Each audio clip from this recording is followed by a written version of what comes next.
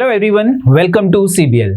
बच्चे आज हम नायब तहसीलदार के प्रीवियस ईयर का क्वेश्चन की डिस्कशन करेंगे जो पेपर हुआ था हमारा मई 2022 को। तो शुरू करते हैं बच्चे डिस्कशन। Let's start. सबसे पहला क्वेश्चन था हमारे पास, direction for question 1 to 5 based on the information, answer the given question.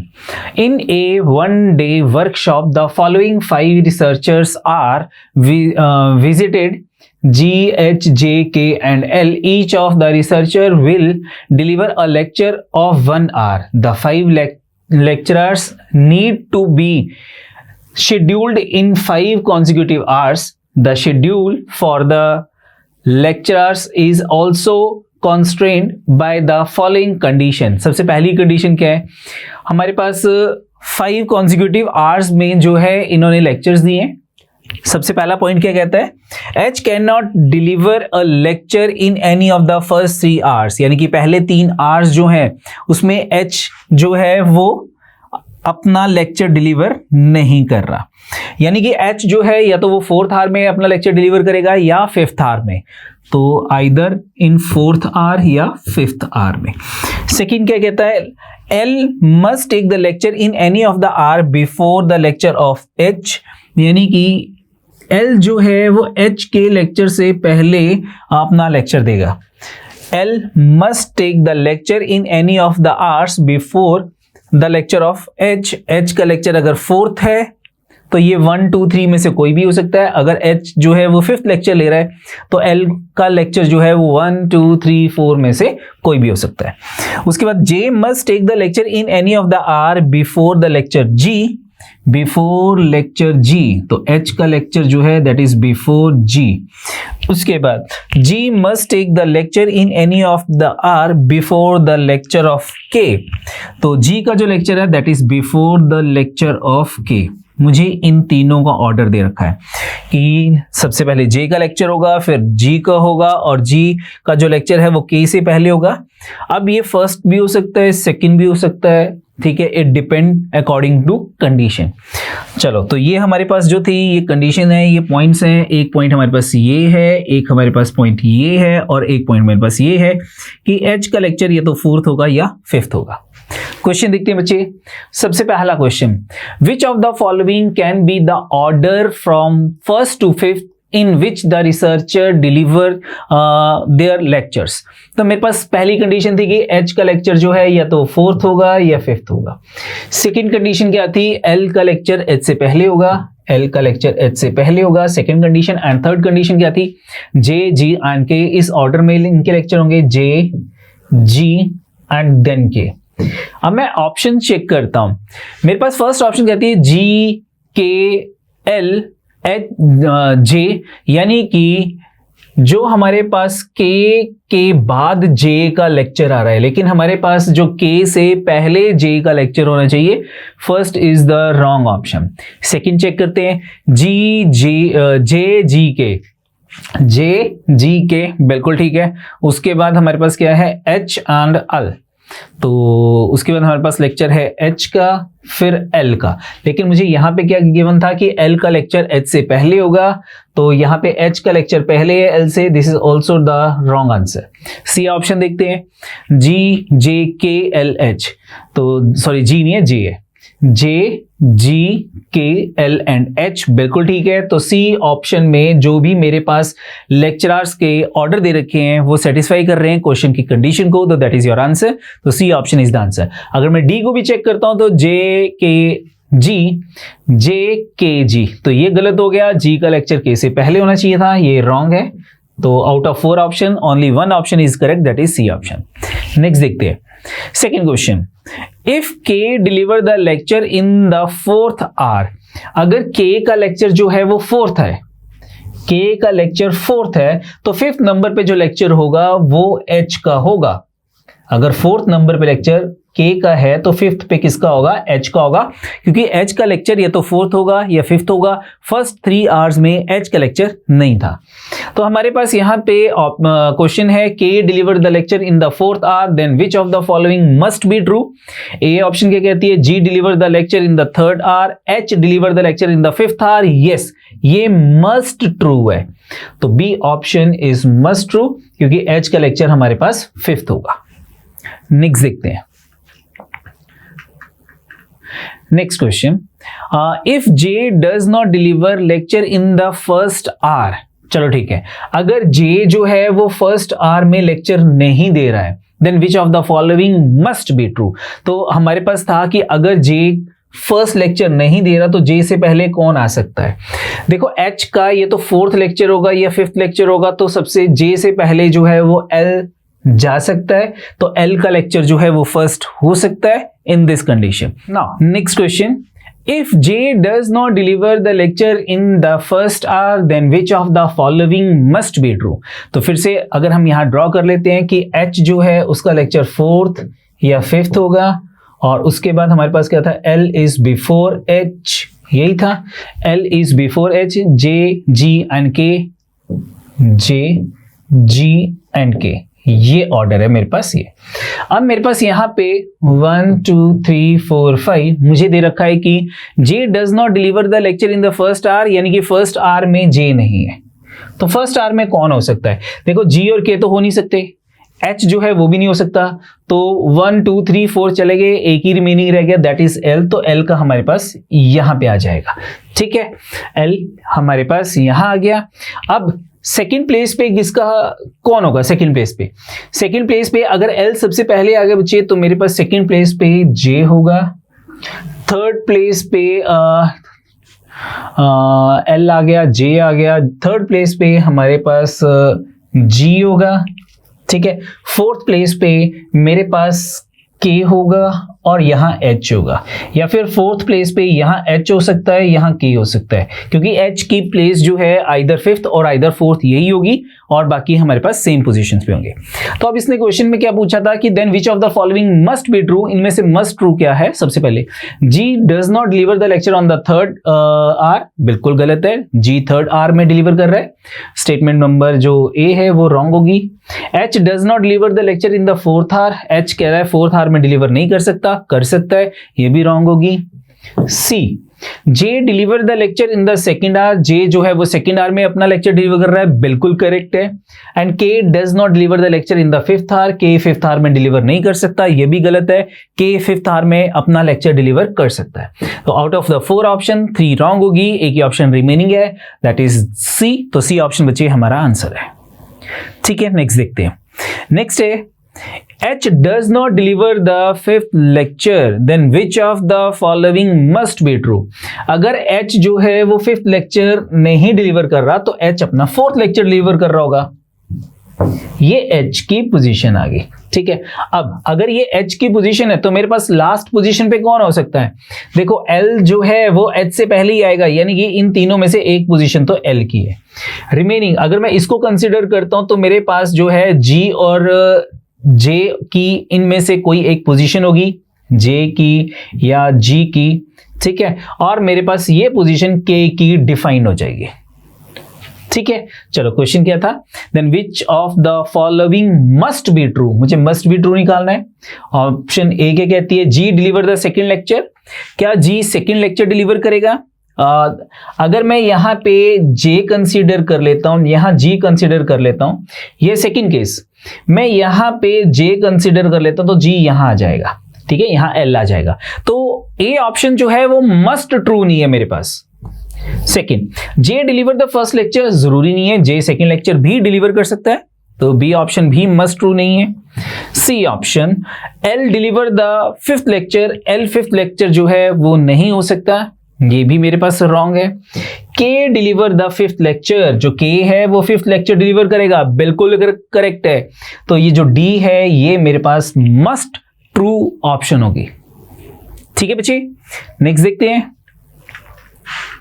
Next question, if G deliver the third lecture 1 2 3 4 and 5, G deliver the third lecture. ठीक है, तो फोर्थ और fifth या तो एच का होगा, ठीक है, और या के का होगा। अगर एच यहां पे है तो के यहां पे होगा फिफ्थ पोजीशन पे, और अगर के फोर्थ पे है तो फिफ्थ पोजीशन एच की होगी। और ये दो पोजीशन मेरे पास एल की या फिर कौन रह गया, और एल या जे, ये भी जे या एल की। चलो ठीक है, then which of the following is true, L is only one of the first only one of the 5 researcher who can take the first lecture। कहता है एल सिर्फ एक ही ऐसा पर्सन है जो फर्स्ट लेक्चर ले सकता है। नो, जे भी हो सकता है। ठीक है, तो फर्स्ट जो है that is not true, must true नहीं है। J is the only one of the 5 researcher who can take the second lecture. कहता है सेकेंड लेक्चर सिर्फ ओनली जे ले सकता है। नो, ये भी रॉन्ग है, क्योंकि के भी इस लेक्चर को डिलीवर कर एल भी इस लेक्चर को डिलीवर कर सकता है, सेकेंड लेक्चर को। C option, any one of the exact 3 of the 5 researcher can take the second lecture.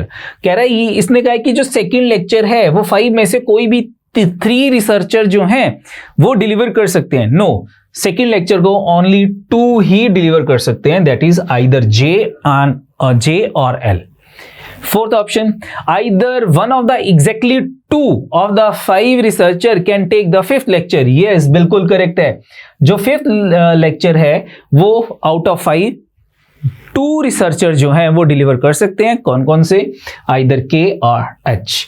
तो D option is correct, D option हमारा आंसर आ गया। ठीक है बच्चे, नेक्स्ट देखते हैं। नेक्स्ट क्वेश्चन है, in the following diagram which number will replace the question mark.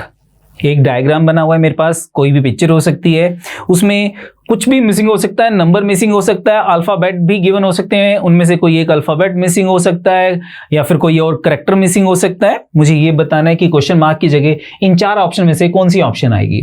तो जब भी कुछ इस टाइप का हम क्वेश्चंस करते हैं बच्चे, तो यहां पे ठीक है, अकॉर्डिंग टू एग्जामिनर, जिस पॉइंट ऑफ व्यू से, जो रूल उसने सोच के ये क्वेश्चन डाला था, उसी रूल के अकॉर्डिंग जो है वो हमारा ये क्वेश्चन करेक्ट होगा।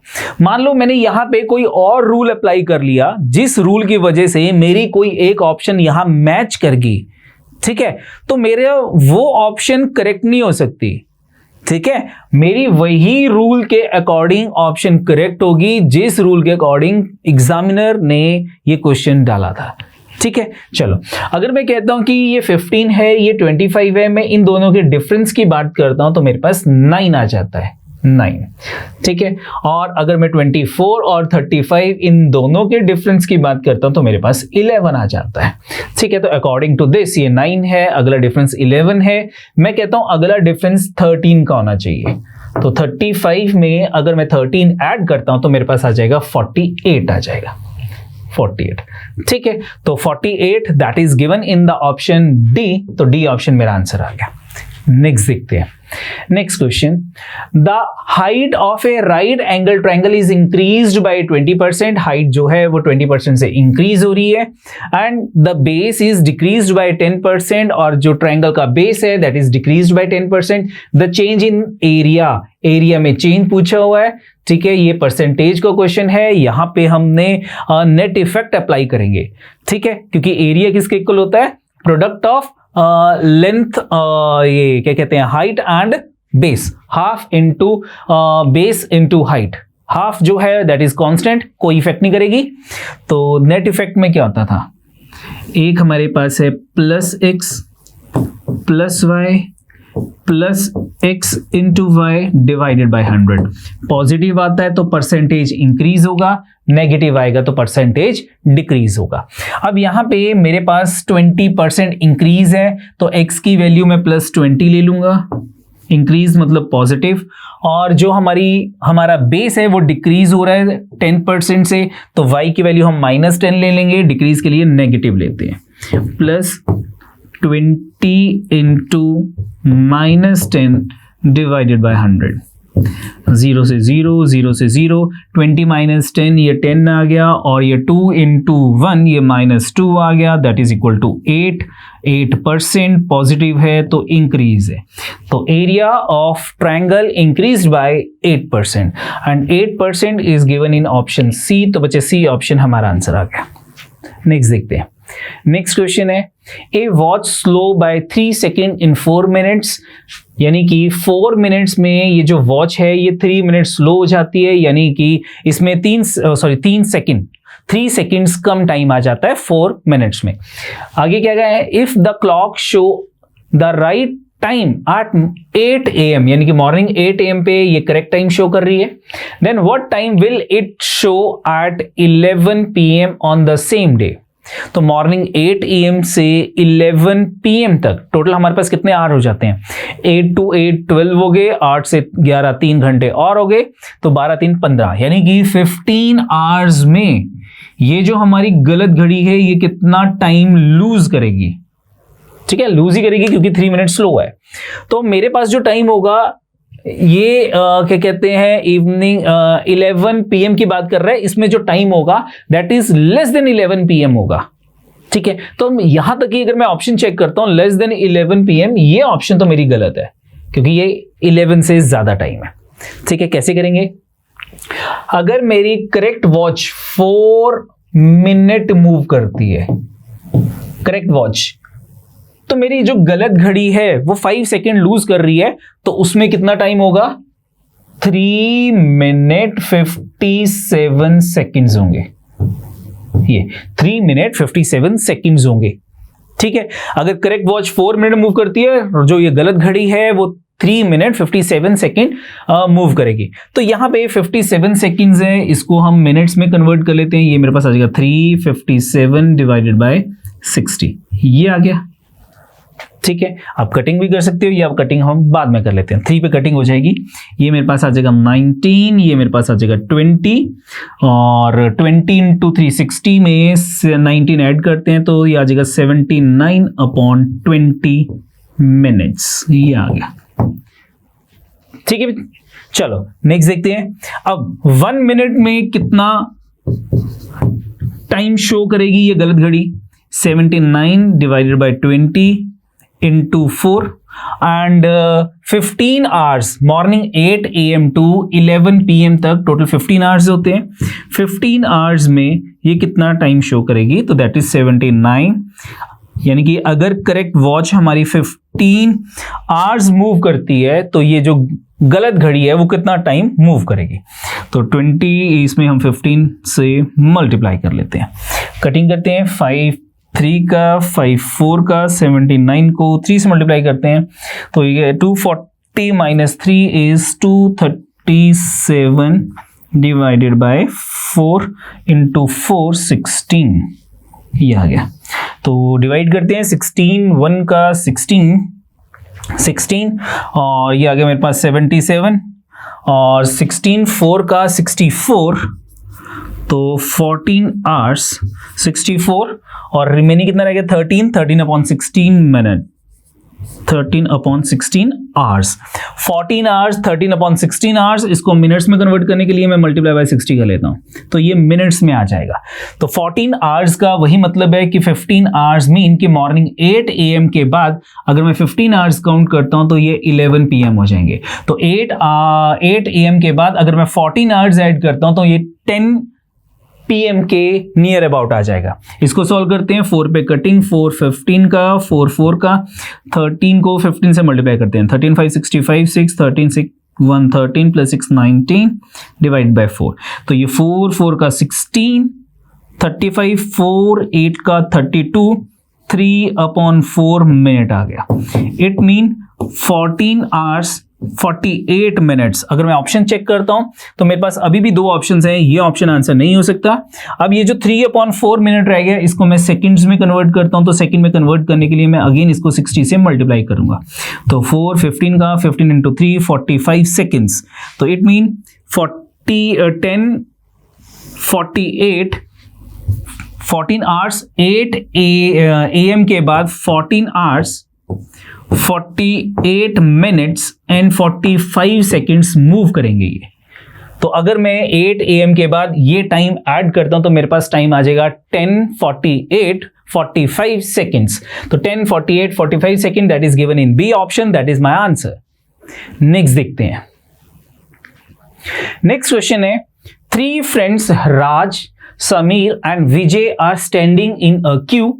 There are 5 people between Raj and Sameer. There are 5 people.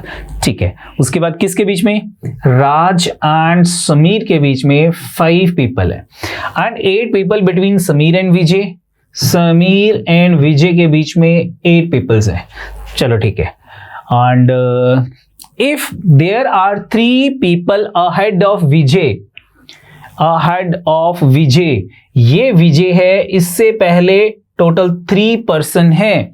ठीक है, मुझे दे रखा था 3 पीपल अहेड ऑफ विजय। ठीक है, तो ये विजय की पोजीशन है और उससे पहले 3 पीपल है एंड 19 पीपल बिहाइंड राज और राज के बिहाइंड 3 पीपल है। Then what could be the minimum number of person in the queue. मुझे मिनिमम नंबर ऑफ पर्सन निकालने, ये बहुत इंपॉर्टेंट था, मिनिमम नंबर। तो हमारे पास जो है राज के बाद टोटल, अगर मैं राज की पोजीशन ये बना लेता हूं, राज के बाद टोटल हमारे पास कितने पर्सन होने चाहिए थे? राज के बाद हमारे पास जो है वो 19 पीपल हैं, ये 19 हो गए, ये राज की पोजीशन होगी। और विजय से पहले जो है राज नहीं आ सकता था। ठीक है, और अब मुझे यहां दे रखा था कि राज एंड समीर जो हैं, राज एंड समीर, इनके बीच में टोटल 5 पर्सन्स हैं और समीर और विजय के बीच में 8 पर्सन्स हैं। राज और समीर, अगर मैं समीर को बच्चे इस साइड राज के बाद में ड्रॉ करता हूं तो मेरे पास राज और समीर के बीच में कितने पर्सन्स हो जाएंगे? ये राज की पोजीशन, ये समीर की पोजीशन, दोनों के बीच में 5 पर्सन्स हैं। राज और समीर में 5 पर्सन्स हो गए और राज के बाद टोटल 19 पर्सन्स होने चाहिए। 15 + 1 16 और यहाँ पे 3 पर्सन्स और हो गए, नहीं सॉरी 19 है, 5 है, ये 5 + 1 6, ये 13 और होने चाहिए। तो राज के बाद टोटल 19 पीपल आ गए, 13 14 + 5 19 आ गए। ठीक है, अब राज और समीर के बीच में हमारे पास ये कंडीशन आ गई। अब समीर और विजय का मुझे दे रखा है कि समीर और विजय में जो है वो 8 पर्सन्स होने चाहिए। तो 5 ये हो गए, एक राज हो गया 6 और 2 पर्सन्स हमारे पास यहाँ पे आ जाएंगे और ये विजय की पोजीशन आ जाएगी मेरे पास। और विजय से अहेड जो है वो 3 पीपल और हैं, 3 पर्सन्स और है। ये अब मेरे पास सारी कंडीशन फुलफिल होगी कि राज और समीर के बीच में 5 पीपल हैं, समीर और विजय के बीच में टोटल 8 पर्सन्स हैं, 5 + 1 6 + 2 8, विजय के अहेड 3 है और राज के बिहाइंड टोटल 19 पीपल है। लेकिन अगर मैं विजय की ये जो समीर है इसकी पोजीशन विजय और राज के बीच में ड्रॉ करता तो मेरे पास क्या बनता कि ये 3 पर्सन्स हो गए, फिर विजय की पोजीशन आ गई। अब विजय के बाद अगर मैं समीर ड्रॉ करता, यहाँ 8 और ये समीर आ गया और समीर और राज के बीच में अगर मैं ये राज की पोजीशन बनाता, ये 5 हो जाते, इनके बीच में 5 पर्सन्स हैं और राज के बाद जो है वो टोटल 19 है। तो इस केस में मेरे पास मिनिमम नंबर ना आता, मेरे पास मैक्सिमम नंबर ऑफ पर्सन्स आ जाते। ठीक है, तो ये मैक्सिमम नंबर थे, ये मुझे नहीं करना क्योंकि क्वेश्चन में मिनिमम नंबर बोला था। इनका टोटल कर लेते हैं, 3 + 1 4 + 2 6 + 1 7 + 5 12 + 1 13 + 13, टोटल मिनिमम पीपल या मिनिमम पर्सन जो थे वो 26 थे। तो 26 is given in C option, तो सी ऑप्शन बच्चे मेरा आंसर है। गॉट इट, समझ आ गया? नेक्स्ट देखते हैं। Next question, Maria tell her daughter I was of your present age when you were born. यानी कि अगर उसकी डॉटर की एज हम x ले लें तो डॉटर का बर्थ कब हुआ होगा? x year back. तो x ईयर बैक जो हमारे पास ये मारिया है उसकी एज जो थी वो x ईयर थी। ठीक है, सेम जो उसकी डॉटर की प्रेजेंट एज है। तो इस x ईयर में अगर मैं जो x ईयर में बैक गया था वो ऐड कर लूं तो ये मारिया की प्रेजेंट एज आ गई 2x। ठीक है, तो हमें क्या गिवन था आगे? If Maria is 58 year old now, यानी कि this is equal to 58.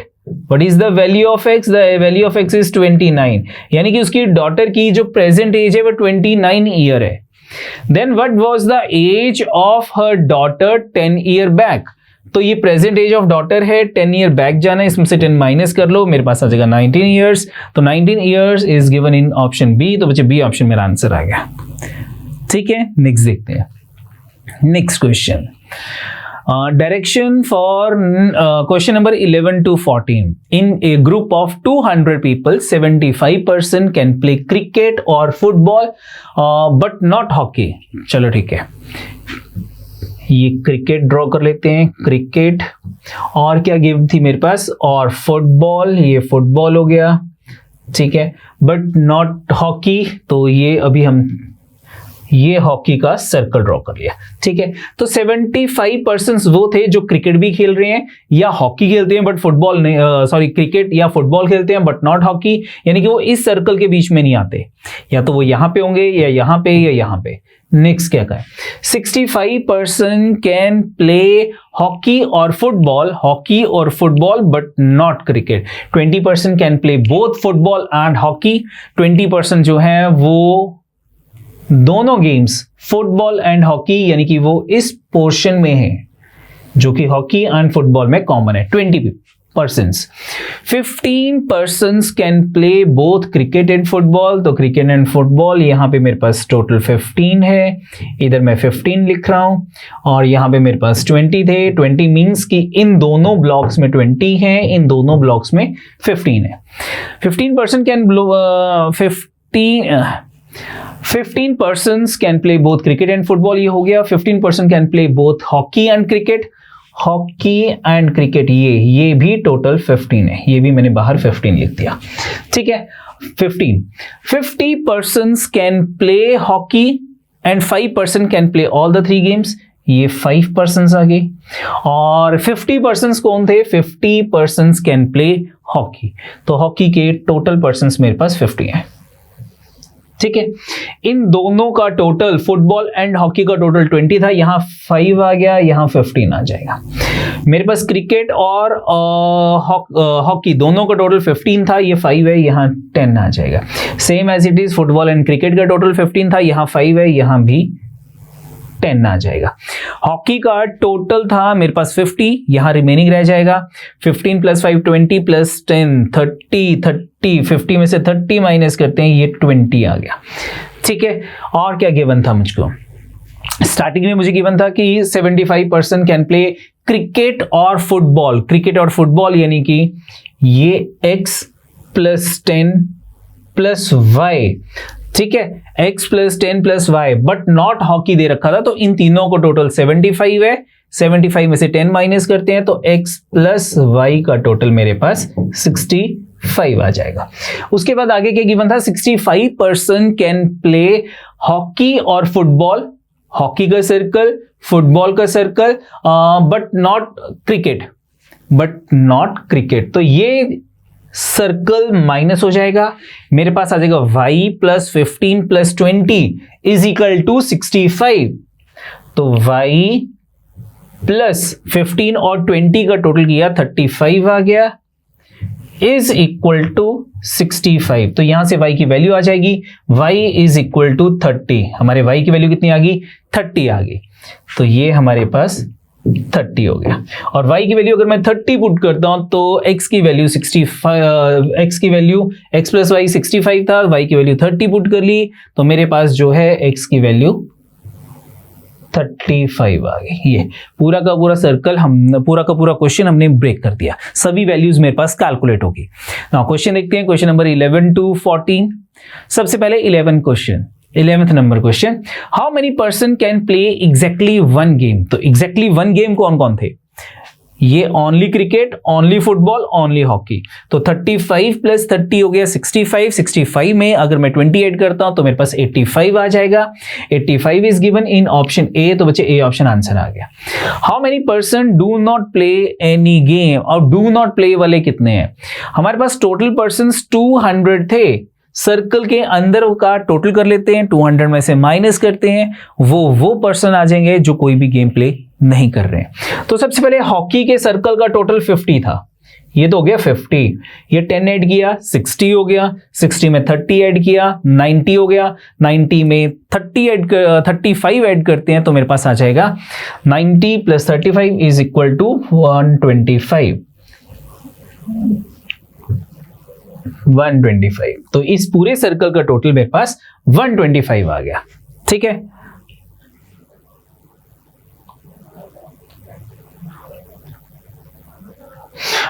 Total भी पर्सन्स कितने थे 200, तो 200 में से अगर मैं 125 माइनस करता हूं तो 75 पर्सन्स वो हो जाएंगे जो कोई भी गेम प्ले नहीं कर रहे हैं। क्वेश्चन देखते हैं बच्चे, how many person do not play any game, that is 75 अभी कैलकुलेट किया है, that is given in C option, तो दैट इज योर आंसर बच्चे। नेक्स्ट देखते हैं, how many person play exactly 2 games, तो एग्जैक्टली 2 वाले कौन से हैं 10, 10 and 15, तो 10 plus 10 20, 20 plus 15 is 35 given in B option, that is your answer. How many person can play how many person can only play football, only football 30 है, तो 30 is given in option D, तो D option is the answer। ठीक है बच्चे, next देखते हैं, in a group of children there are 5 girls and 7 boys। ठीक है, एक ग्रुप है जिसमें है 5 गर्ल्स हैं 7 बॉयज हैं, टोटल 12 चिल्ड्रन की बात हो रही है। How many ways can 6 children with equal number of boys and girls be selected for a play, तो टोटल हमारे पास जो थे कितने पर्सन सिलेक्ट करने थे 6 चिल्ड्रन सिलेक्ट करने हैं, तो 6 चिल्ड्रन का मतलब हो गया 3 गर्ल्स एंड 3 बॉयज, ये आ गया। हम हमारे पास गर्ल्स कितनी है 5 गर्ल्स हैं, 5 गर्ल्स में से 3 गर्ल्स की सिलेक्शन चाहिए एंड 7 बॉयज में से 3 बॉयज की सिलेक्शन चाहिए। ठीक है, तो कॉम्बिनेशन यूज होगा क्योंकि सिलेक्शन की बात हो रही है, 5C3 एंड मतलब मल्टीप्लाई 7 बॉयज में से 3 बॉयज की सिलेक्शन। सॉल्व कर लेते हैं, आंसर आ जाएगा। ये कैसे सॉल्व होता है, 5 factorial divided by 3 factorial into 2 factorial multiply 7 factorial divided by 3 factorial multiply 4 factorial. ठीक है, इसको सॉल्व किया, ये आ जाएगा मेरे पास 5 इंटू 4 अपॉन 2 इंटू 1, ये आ जाएगा मेरे पास 7 into 6 into 5 divided by 3 into 2 into 1, तो 3 2 का 6 से 6 कट गया, 2 से ये 2 कट गया, 5 2 का 10 आ गया, और ये मेरे पास 7 इंटू 5 35 आ गया, 10 इंटू 35 इज 350। हम 350 वेज में सिलेक्शन कर सकते हैं, 350 is given in D option, that is your answer. Next देखते हैं, next question, 4 person P, Q, R and S are working in same company। चलो ठीक है, हमारे पास 4 persons हैं P, Q, R and S।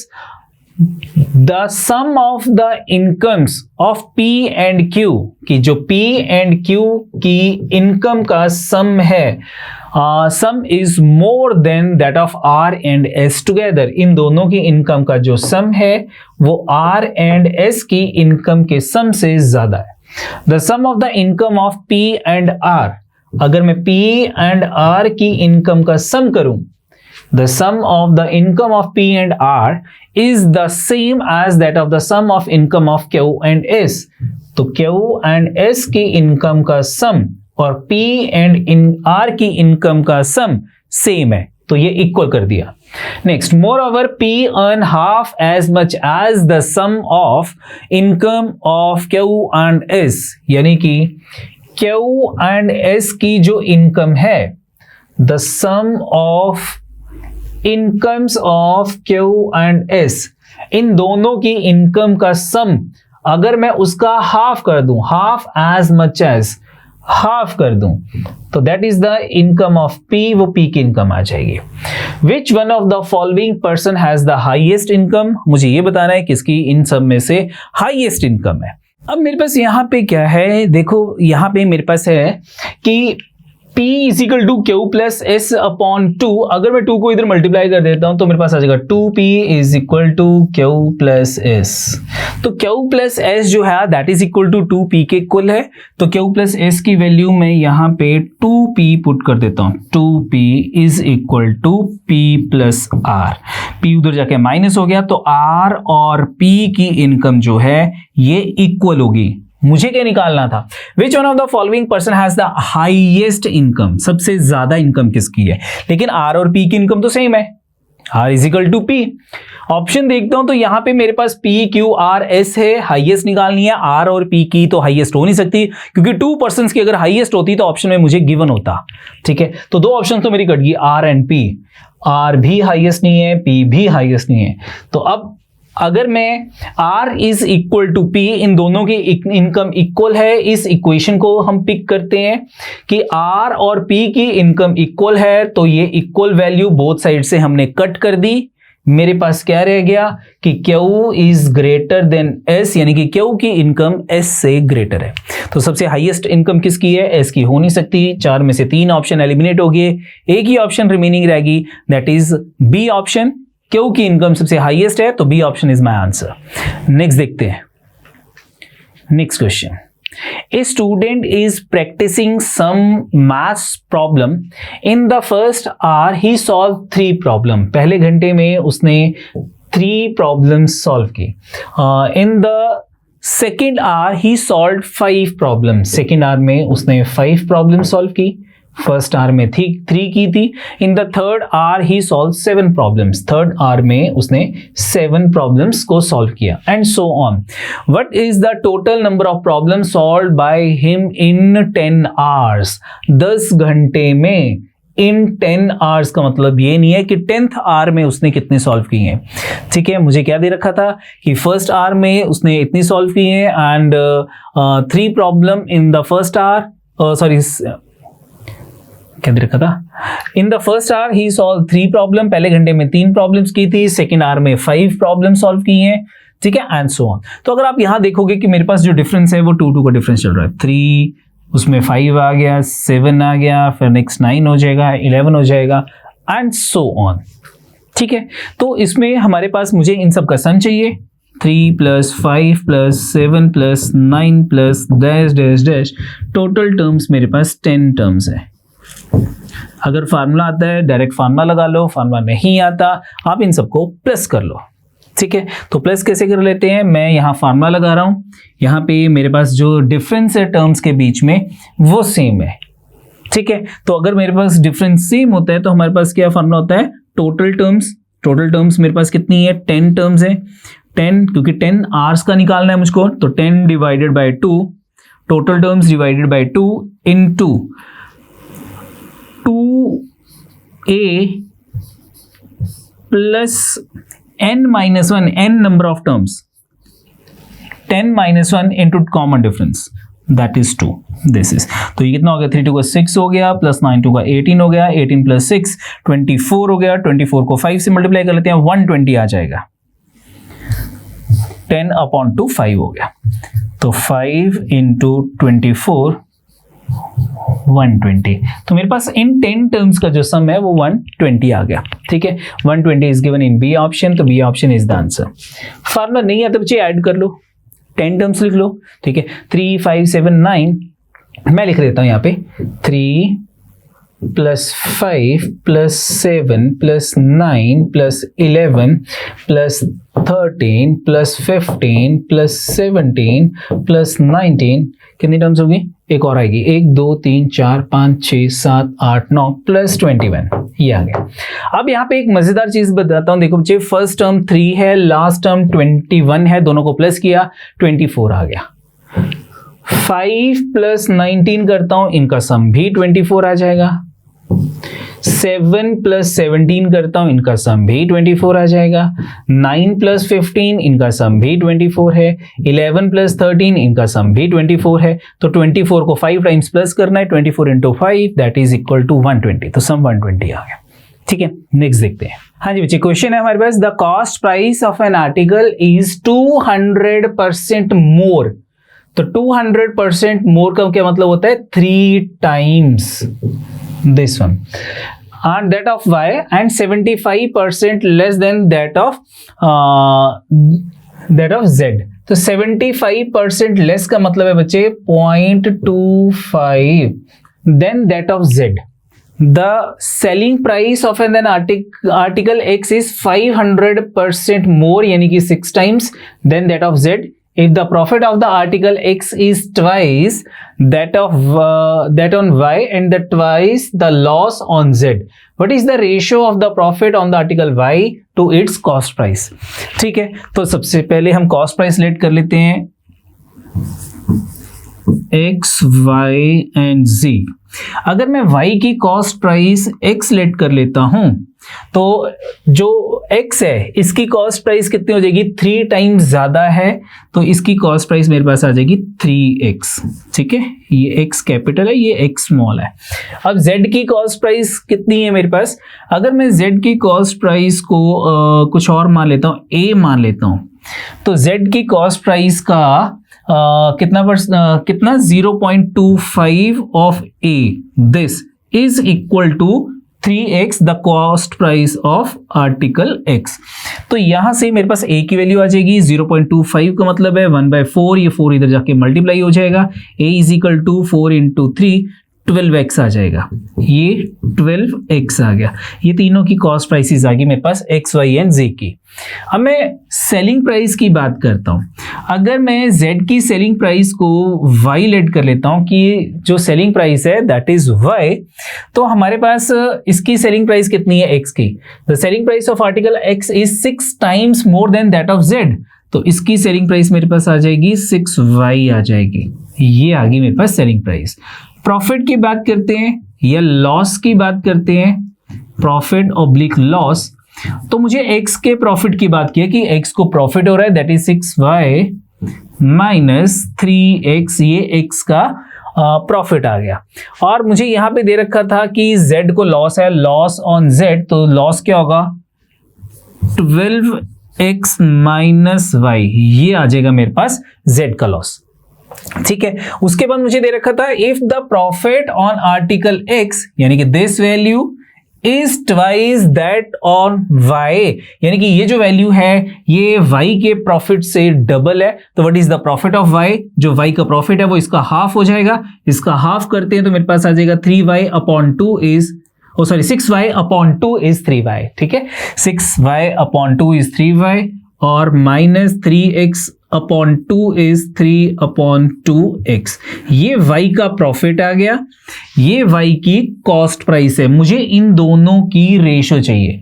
अब मुझे यहां पे एक चीज और दे रखी थी कि if the profit on article X is twice the loss on Z, यानी कि ये जो प्रॉफिट है मेरे पास 6y minus 3x, this is equal to twice the loss, जो Z को लॉस हो रहा है 12x माइनस y।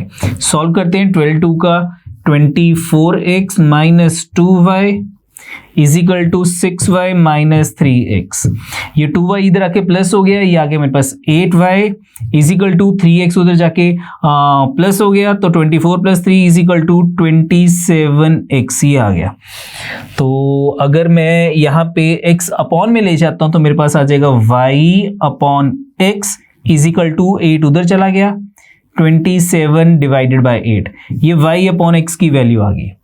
मुझे किसकी रेशो निकालनी थी, what is the ratio of profit on article Y, article Y का प्रॉफिट कितना है 3y minus 3 upon 2x, ratio the cost price, तो Y की कॉस्ट प्राइस कितनी है x है, इसको x से डिवाइड कर लेते हैं, तो x से मैं इंडिविजुअली डिवाइड कर लेता हूं, ये मुझे इसकी वैल्यू निकालनी है, ये रेशो निकालनी है, profit divided by cost price. तो यहां पे x से x कट गया, ये मेरे पास आ गया 3 into y upon x minus 3/2, y upon x की वैल्यू 27 अपॉन 8 है, 3 into 27 divided by 8 minus 3/2, LCM आ गया 8 और 27 इंटू 3 ये आ गया 81 माइनस 4 4 3 का 12, तो ये आ गया 69/8। ये तो ratio of profit of y is to cost price of y is 69:8. That is given in option A. तो बच्चे A ऑप्शन हमारा आंसर आ गया। ठीक है बच्चे, नेक्स्ट देखते हैं। Next question, Abhishek invest less than 10,000 at a simple interest of 6% per annum. ये रेट है, इसको अप्रोक्सीमेट हम प्रिंसिपल मान लेते हैं फॉर y ईयर्स। ये मेरे पास टाइम आ गया। The interest is paid annually of which Abhishek spend half. इसमें जो इसको इंटरेस्ट रिसीव हुआ उसका आधे पैसे उसने जो थे वो खर्च कर लिए, स्पेंड कर लिए। And keep the remaining in cash, और रिमेनिंग जो था उसने कैश एक बॉक्स के अंदर, बॉक्स का नाम बी था, घर पे रख लिए 8 हो। To begin with B had no money. Starting में बॉक्स बी के अंदर कोई भी मनी नहीं थी। एंड नथिंग एल्स, और कुछ नहीं था except half of these interest income is added to the box. No money is removed from the B. B में से कोई भी मनी हमने रिमूव नहीं की।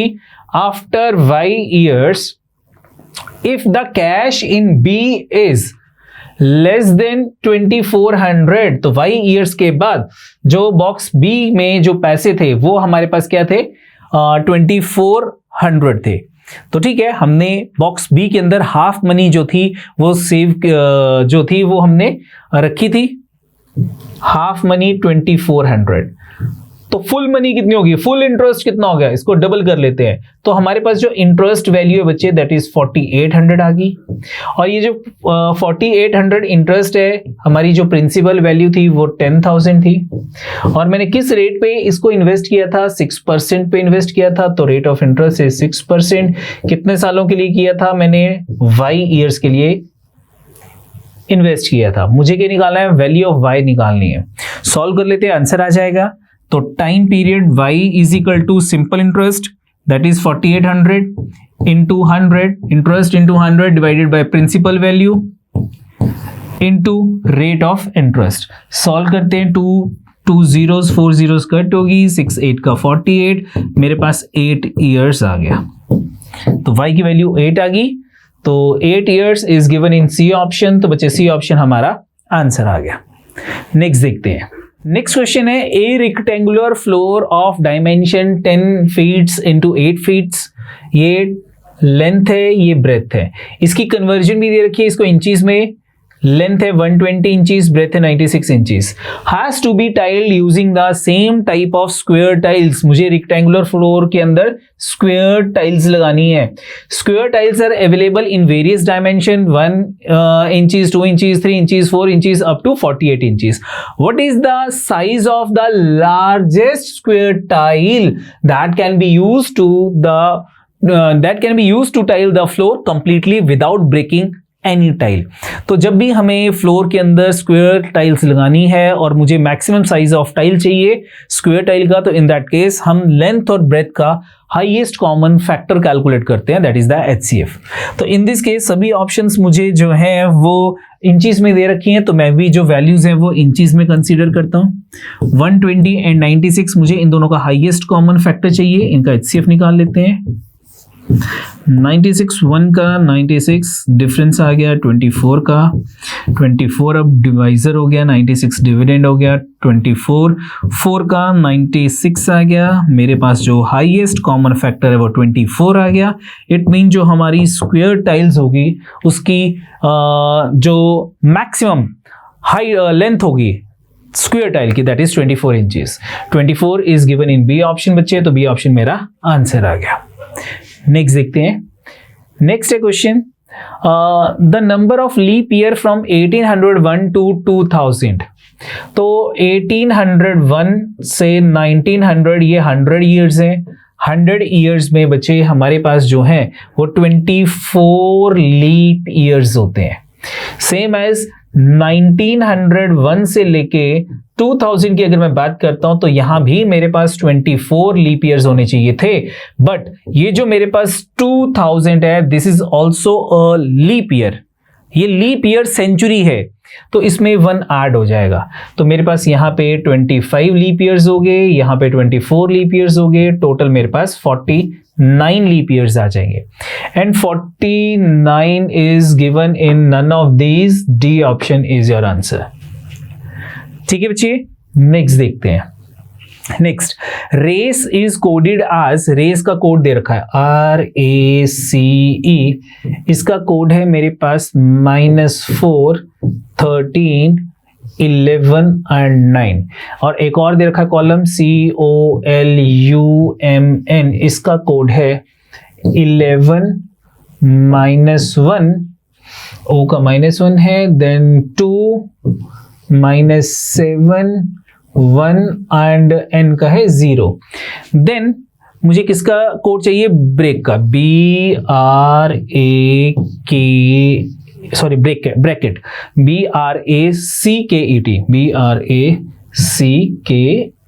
BRACKET, bracket. ठीक है, तो ब्रैकेट का कोड क्या होगा, यहां पे B नहीं है, R देखो R यहां है तो R का कोड -4 हो जाएगा, मैं डायरेक्ट लिख लेता हूं।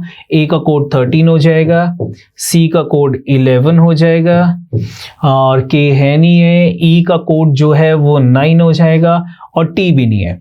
तो मेरे पास जो सेकंड वैल्यू है वो -4 होनी चाहिए। तो अगर मैं चेक कर रहा हूं सभी में सेकंड वैल्यू -4 है, देन 13, देन 11, -4 13 11 -4 13 11 -4 13 11 -4 13 एंड 11, और E की वैल्यू 9 है, E की वैल्यू सभी केसेस में 9 है। ठीक है, तो यहाँ पे ऐसा क्या रूल अप्लाई हो रहा है, और अगर मैं यहाँ चेक कर रहा हूँ बच्चे तो फर्स्ट वैल्यू भी 12 12 12 12 सबकी सेम है, कैलकुलेट करने की जरूरत नहीं है। यहाँ पे मेरे पास देखो 3 4 3 4, लास्ट वैल्यू -5 -5 -6 एंड -6, यानी कि मुझे K और T का कोड कैलकुलेट करना है। तो कोड कैसे कैलकुलेट करते हैं, सबसे पहले अगर मैं इनके रैंकिंग लिख लेता हूं। R का रैंक क्या होता है, RST 18th रैंक होता है, A का रैंक 1 है, C का 3 है, E का 5 है। अब मैं इनका रिलेशन देखता हूं कि 18 में से अगर मैं 4 माइनस करता हूं तो मेरे पास 14 आता है, यानी कि अगर मैं 14 में से 18 को माइनस करूंगा तो -4 आ जाएगा, बिल्कुल ठीक है। 14 में से अगर मैं 1 माइनस करूंगा तो 13 आ जाएगा, बिल्कुल करेक्ट है। 14 में से अगर मैं 3 माइनस करूंगा तो 11 आ जाएगा, बिल्कुल करेक्ट है। 14 में से 5 माइनस करूंगा तो 9 आ जाएगा।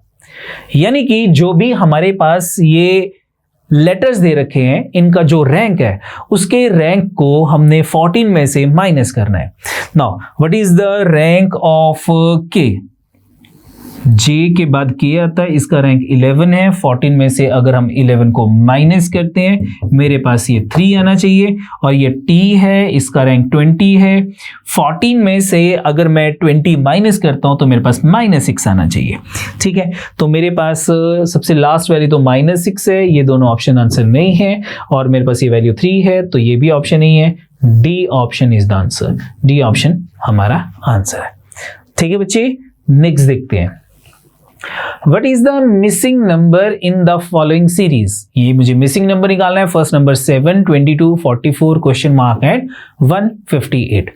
तो सबसे पहले अगर मैं आपको कहता हूं कि मेरे पास जो प्राइम नंबर्स होते हैं, 3 इज ए प्राइम नंबर, इसका स्क्वायर करता हूं 9 आ जाएगा। 9 में से अगर मैं प्राइम नंबर 2 माइनस करता हूं तो मेरे पास 7 आ जाएगा। नेक्स्ट प्राइम नंबर इज 3 के बाद 5 का स्क्वायर किया 25 में से इससे प्रीवियस प्राइम नंबर में 3 माइनस करता हूं तो मेरे पास 22 आ जाएगा। नेक्स्ट प्राइम नंबर इज 7 का स्क्वायर किया 49 में से मैं 7 से प्रीवियस प्राइम नंबर 5 माइनस करता हूं तो 49 में से अगर मैंने 5 माइनस किया तो 44 आ गया। आफ्टर 7 जो नेक्स्ट प्राइम नंबर है दैट इज 11 का स्क्वायर किया 121 हो गया। 121 में से अगर मैं 7 माइनस करता हूं तो मेरे पास 114 आ जाएगा। नेक्स्ट प्राइम नंबर इज 13 का स्क्वायर किया 169 में से 11 माइनस करते हैं तो 158 आ जाएगा। The missing number is 114 that is given in D option. D option is the answer. ठीक है बच्चे, नेक्स्ट देखते हैं। 4 friends P, Q, R and S live in same locality. The house of Q is in the east of P's house. अगर ये P का house है तो इसके ईस्ट में हमारे पास जो हाउस है वो Q का हाउस है। This is the house of Q, this. उसके बाद क्या कहा हुआ इसने, but in the north of R's house, but R house से नॉर्थ में, the house of Q is, Q के हाउस की बात हो रही है, the house of Q is in the north of R's house, ये आर का हाउस है, इसकी नॉर्थ डायरेक्शन में क्यू का हाउस है।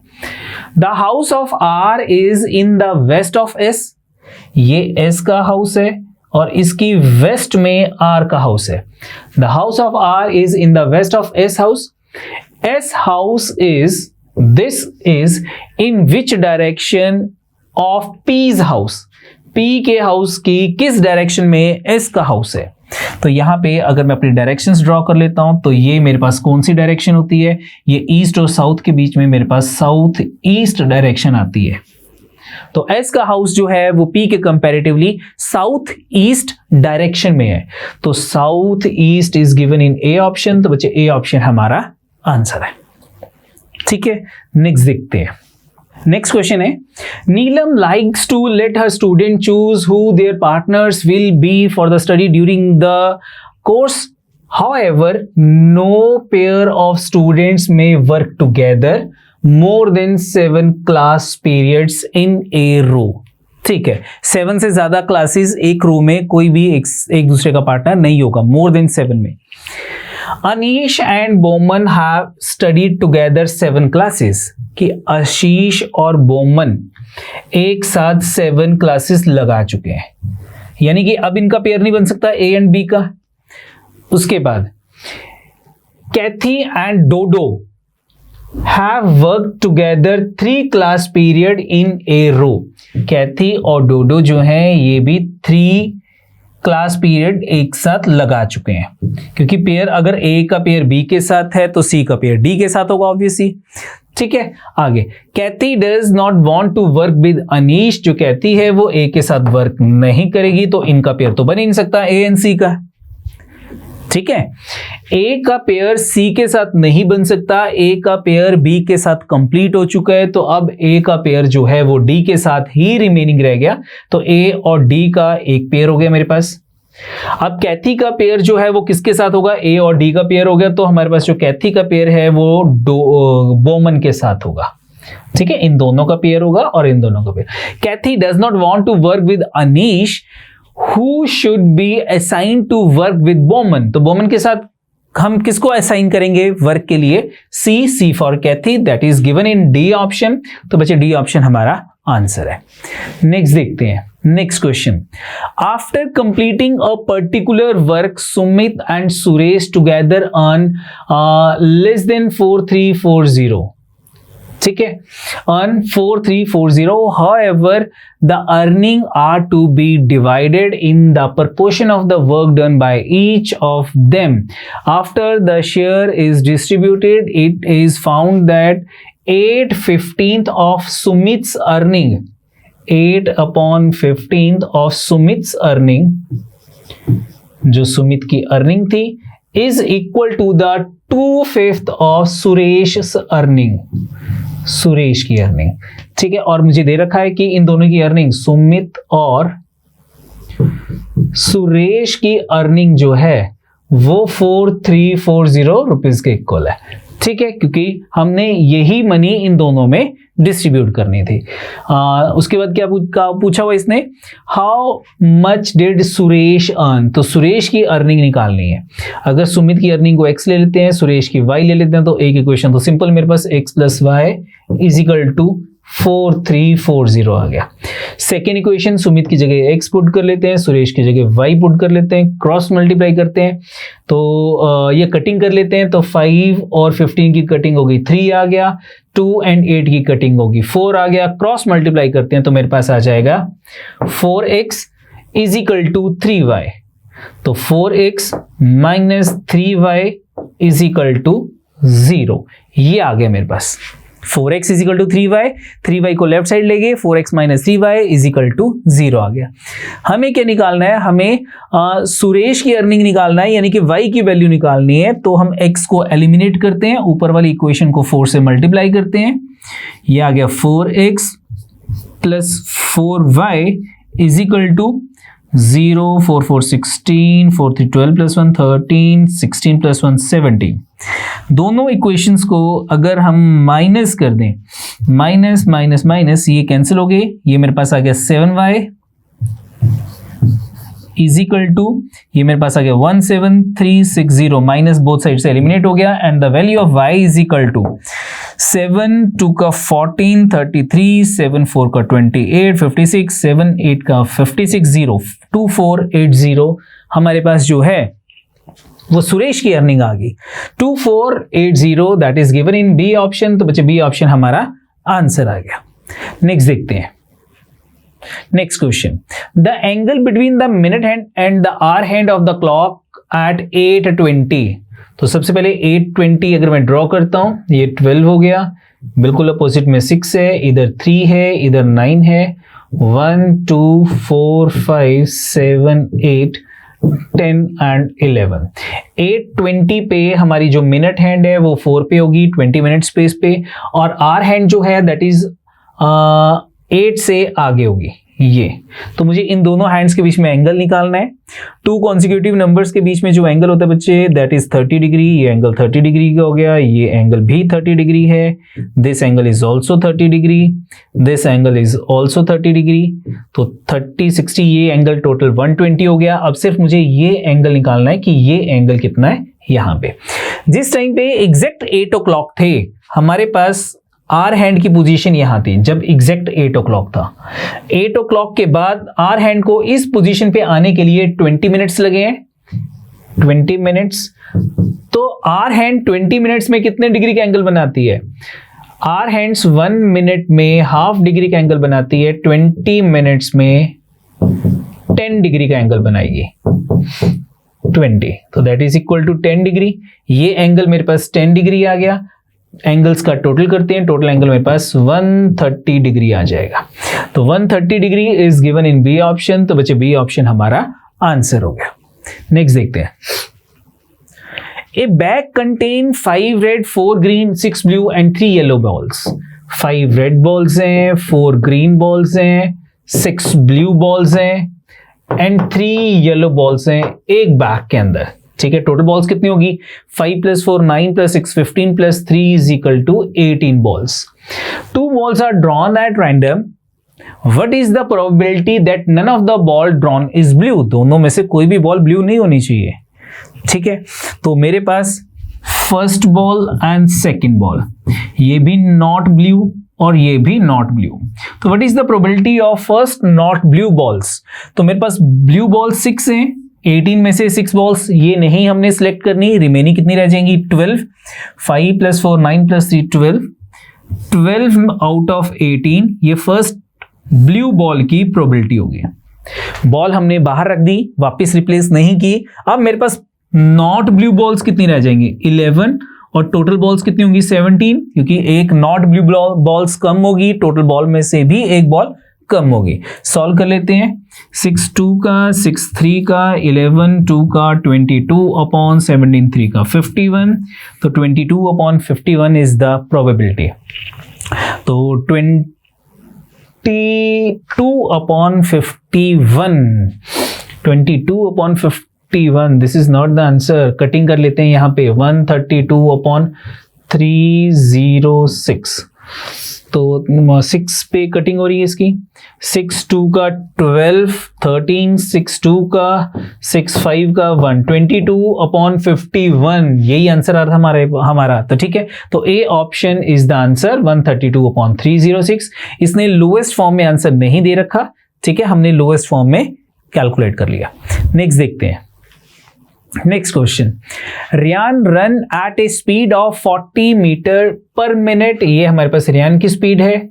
And Rohit follow him after an interval of 5 minutes. 5 minutes के बाद जो हम ये रोहित है वो उसको फॉलो करना शुरू कर दिया। And run at a speed of 50 metre per minute, वो उसके पीछे भाग रहा है। Rohit's dog run at a speed of 60 meter per minute and start along with Rohit. The dog reach Ryan and then comes back to Rohit and continue to do so till the Rohit reach Ryan. What is the total distance covered by the dog in meters?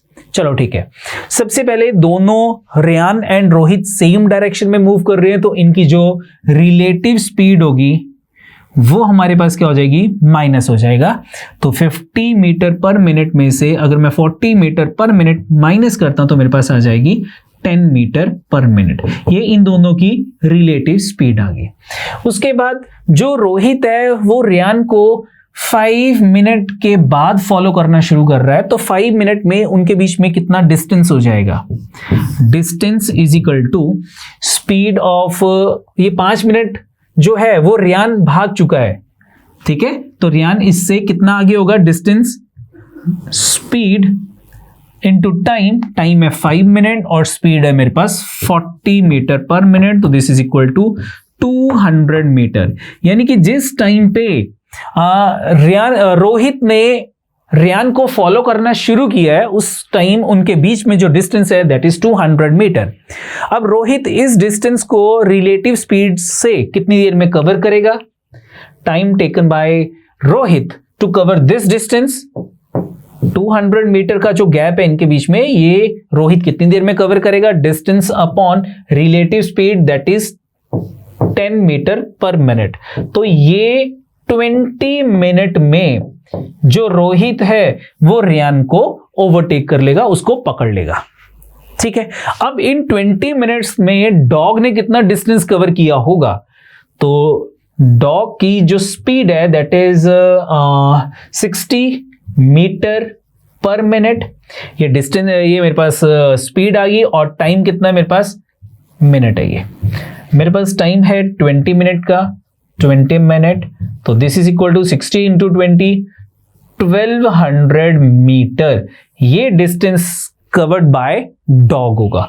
तो 1200 metre that is given in D option, तो बच्चे D option हमारा answer आ गया, ठीक है। Next देखते हैं, next question, 2 trains A and B are running in opposite direction.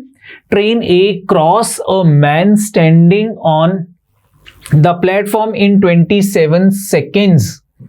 ठीक है, while the train B cross the same man in 17 seconds. If they cross each other in 23 seconds, then what is the ratio of the speed of A to that of B? यानी कि इनकी जो speed है मुझे इसकी ratio निकालनी है। तो स्पीड ऑफ A अगर मैं x ले लेता हूं और स्पीड ऑफ B ट्रेन मैं y ले लेता हूं, ये इनकी स्पीड आ गई, ठीक है। सबसे पहले अब डिस्टेंस क्या होगा, लेंथ ऑफ ट्रेन A क्या हो जाएगी, लेंथ ऑफ ट्रेन A यानी कि डिस्टेंस, लेंथ और डिस्टेंस सेम बात है, तो distance is equal to speed of train A, वो हमने x लेट किए है, इनटू ये मैन को कितनी देर में क्रॉस कर रही है train A, that is the time taken by train A 27 seconds. तो 27x जो है ये मेरे पास ट्रेन A की लेंथ आ गई। ट्रेन B की लेंथ लेट कर लेते हैं, फाइंड कर लेते हैं, तो length of train B is equal to speed into time, और ये 17 सेकंड में सेम मैन को क्रॉस कर रही है, 17y, ये हमारे पास जो है ये ट्रेन y की लेंथ आ गई, ठीक है। चलो नाउ अब हम यहां पे अब ये दोनों एक दूसरे को, दोनों ट्रेन एक दूसरे को कितनी देर में क्रॉस कर रही हैं, if they cross each other in 23 seconds, तो 23 seconds distance is equal to again speed into time. तो यहां पे अब दोनों ट्रेन्स की जो है वो रिलेटिव स्पीड की बात होगी। हमें फर्स्ट लाइन में दे रखा है train A and B running in opposite direction, तो इनकी स्पीड जो है अपोजिट डायरेक्शन में स्पीड एड अप हो जाती है, तो दोनों की स्पीड x प्लस वाई होगी, x plus y relative speed, time कितना है, दोनों एक दूसरे को कितनी देर में क्रॉस कर रही हैं, 23 सेकेंड्स, 23 आ गया, is equal to distance that is the length of the first train plus length of second train, दोनों को ऐड कर लेते हैं, 27 प्लस 17 ये मेरे पास आ जाएगा 44, oh sorry 27x plus 17y, not 44, x and y ये बच्चे ये, तो मैं इनको क्या लिख लेंगे, 27x length of train A plus length of train B is 17y, ये मेरे पास इक्वेशन आ गई, सॉल्व कर लेते हैं, मेरे पास x और y की रेशियो आ जाएगी। तो ये हो गया 23x, इधर आके माइनस हो जाएगा 27x minus 23x is equal to 23 को मल्टीप्लाई किया 23y, ये प्लस 17y, उधर जाके माइनस 17y हो जाएगा, इनको माइनस किया 4x आ गया, इजिकल टू इनको माइनस किया 6y आ गया। तो x अपॉन y कितना हो जाएगा, x upon y is equal to 4 उधर जाके डिवाइड हो जाएगा, 6 अपॉन 4 आ गया, कटिंग की 3 अपॉन 2, तो मेरे पास 3:2 इनकी स्पीड की रेशियो आ गई। And 3:2 is given in option A, तो बच्चे ए ऑप्शन हमारा आंसर आ गया। ठीक है, नेक्स्ट देखते हैं। Next question, the number of positive integer यानी कि स्टार्टिंग विद 1 नॉट एक्सीडिंग 100 से ज्यादा नहीं होने चाहिए, 100 हो सकता है, 100 से ज्यादा नहीं होगा, आर डिविजिबल बाय 3 और 5, जो 3 और 5 से डिविजिबल हो। तो सबसे पहले हम निकाल लेते हैं डिविजिबल बाय 3, डिविजिबल बाय 3 कैसे निकलेगा, 100 डिवाइडेड बाय 3 कर लेते हैं, होल नंबर मेरे पास 33 आ जाएगा, रिमाइंडर इग्नोर कर लेंगे। डिविजिबल बाय 5 कितने नंबर्स होंगे जो 5 से डिविजिबल होंगे, 100 डिवाइडेड बाय 5, 20 नंबर्स 5 से डिविजिबल होंगे। अब कुछ ऐसे नंबर्स भी होंगे जो दोनों के कॉमन है, जो 3 से भी डिवाइड होते हैं, 5 से भी डिवाइड होते हैं, तो वो कौन से होंगे, divisible by both 3 and 5, 3 and 5 15, तो 100 डिवाइडेड बाय 15 कौन से नंबर्स होंगे जो दोनों से डिवाइड होंगे, 15, 30, 45, 60 और 75 और 90, ठीक है, जो 15 के मल्टीपल्स हैं, दोनों नंबर्स के मल्टीपल्स हैं, 3 and 5 दोनों के टेबल में आने चाहिए। तो 100 को 15 से डिवाइड किया, मेरे पास 6 नंबर्स आ गए, इग्नोर रिमाइंडर्स। तो टोटल कितने नंबर्स होंगे मेरे पास, this plus this minus this, क्योंकि ये दोनों में इंक्लूडेड है 6, फिर 33 में भी एंड 20 में भी, तो 33 प्लस 20 माइनस 6, 33 में से 6 माइनस किए, मेरे पास आ गया 27 प्लस 20 47, तो मेरे पास 47 ऐसे नंबर्स होंगे जो 3 और 5 से डिविजिबल होंगे, 3 और 5, तो 47 is given in C option, that is your answer. ठीक है बच्चे, नेक्स्ट देखते हैं। In a basket, the ratio of oranges, guava and jackfruit is 2:3:5। तो मैं लेट कर लेता हूं कि जो ऑरेंजेस हैं वो 20 हैं, मैंने 10 से मल्टीप्लाई कर लिया तीनों को, जो गुआवा है वो 30 है, और जो जैक फ्रूट है वो हमारे पास 50 है, एंड टोटल फ्रूट्स मेरे पास 100 हो गए। Ram ate 60% of the fruits, तो टोटल फ्रूट का अगर मैं 60% कैलकुलेट करता हूं तो उसने 60 फ्रूट्स जो थे वो खा लिए। ठीक है, ठीक है, उसके बाद 40% of the guava are remaining in the basket, तो उसने 40% रिमेनिंग रह गए। अगर मैं इसका 40% कैलकुलेट करता हूं तो दैट इज 12, 30 इंटू 40% 12, तो 12 रिमेनिंग रह गए, यानी कि उसने 60 जो खाए थे उनमें 18 तो गुआवा ही है, 12 रिमेनिंग गुआवा रह गए, 18 उसने खा लिए।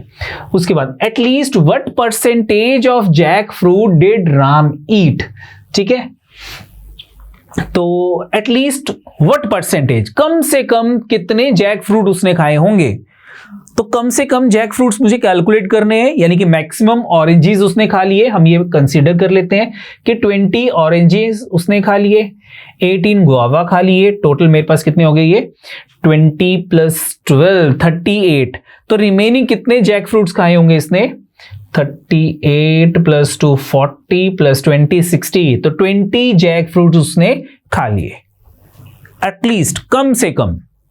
ठीक है, ज्यादा से ज्यादा तो वो और भी खा सकता था, 42 भी खा सकता था अगर वो ऑरेंजेस एक भी ना खाता। ठीक है, तो अब मुझे क्या कैलकुलेट करना है कि at least what percentage of jackfruit, तो जैक फ्रूट कितने थे मेरे पास, टोटल 50 जैक फ्रूट थे, आउट ऑफ 50 जैक फ्रूट उसने 22 जैक फ्रूट खा लिए। मुझे इसकी परसेंटेज निकालनी है, तो इंटू 100 कर लेते हैं, इंटू 100, 50 और 100 की कटिंग की 2 आ गया, यानी कि 44% जैक फ्रूट्स राम ईट, एटलीस्ट कम से कम 44%। तो 44% that is given in option A, तो बच्चे ए ऑप्शन हमारा आंसर है। नेक्स्ट देखते हैं, नेक्स्ट क्वेश्चन।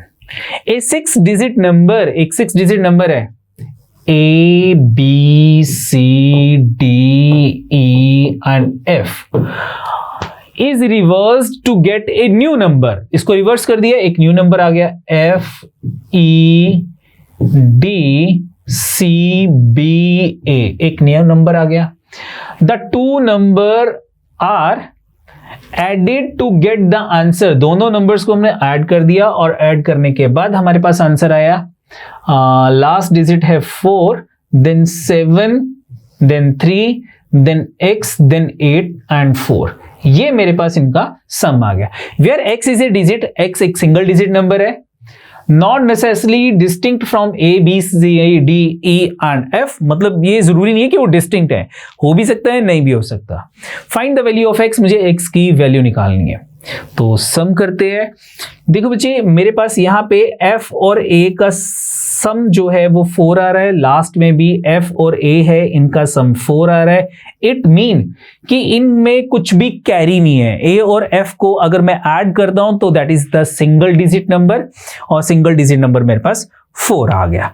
ठीक है, उसके बाद मेरे पास यहां पे है, अच्छा अगर मैं इन दोनों को प्लस किया 4 आ गया, तो इन दोनों को प्लस करके भी 4 आ रहा है। इट मीन कि मेरे पास यहां पे कोई कैरी नहीं हुआ, इन दोनों को ऐड करके कोई कैरी नहीं आ रहा। इट मीन कि इनको जब मैंने प्लस किया b और e को, तो that is also a single digit number, वो एक सिंगल डिजिट नंबर होना चाहिए। लेकिन जब मैंने इधर b और e को ऐड किया तो वो 7 आ रहा है, और यहां पे अगर मैं b और e को ऐड कर रहा हूं तो 8 आ रहा है। इट मीन कि b और e को ऐड करके मेरे पास 7 आएगा। तो b और e को यहां भी ऐड करके 7 आना चाहिए, तो इट मीन यहां पे एक कैरी भी था मेरे पास, कि b और e को जब मैंने प्लस किया 7 आ गया, b और e को प्लस किया 7 आया, 1 कैरी ऐड किया तो 8 आ गया। ठीक है, चलो ये 4 भी कंसीडर हो गया, ये 7 भी कंसीडर हो गया, ये 4 कंसीडर हो गया, इन दोनों का सम 7 था, 1 कैरी ऐड किया तो 8 आ गया। अब 1 कैरी का क्या मतलब हो गया कि C और D को अगर मैं प्लस करता हूं तो मेरे पास 2 डिजिट नंबर आएगा, और उस 2 डिजिट नंबर में से 1 कैरी होगा। बिल्कुल ठीक है, तो ये भी C एंड D है, ये भी C एंड D है। C एंड D को अगर मैंने प्लस किया तो यूनिट डिजिट 3 था, तो कैरी कितना हुआ, 1 हुआ।